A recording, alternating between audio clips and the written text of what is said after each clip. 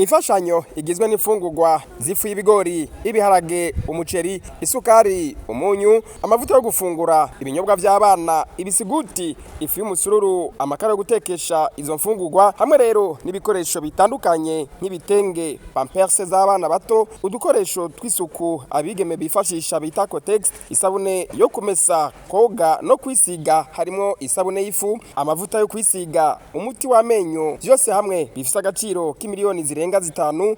Niyo mfashanyo abakenyezi bakora mw'ishirahamwe BBS bashikirije irero ry'impfuvyi bise Maison Betani y'ababikira b'umuryango w'abavukanyi b'urukundo bisunga Viseni wa Paulo Mweranda riri muri zone Buterere komine Ntahangwa. Uwaserukiye abo bakenyezi umuyobozi ajeje ubutunzi n'intwaro muri BBS yaramenyesheje icatumye batumbera ico kigo c'ababikira. Uyu munsi no munsi mpuzamakungu wahariwe agateka k'umukenyezi.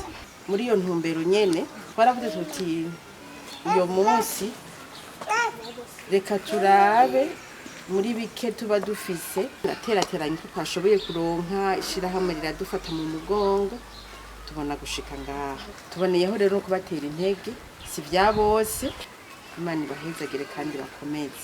Marie Victoire Ndikumana aserukira uwo muryango w'ababikira hano mu Burundi yarakuriye ubwatsi abo bakenyezi n'ikirahamwe BBS bakorera. Nibi bintu n'ivy'imboneka rimwe muri Maison Betani. Si kenshi twebwe batwibuka ntituronka badufata mu mugongo mugabo yeza ariho kuko wewe aragaburira inyoni aragaburira byose ntiyo hava ngo yibagire na twebwe siko bane byo vyibonekeje uyu munsi byadutushije gose.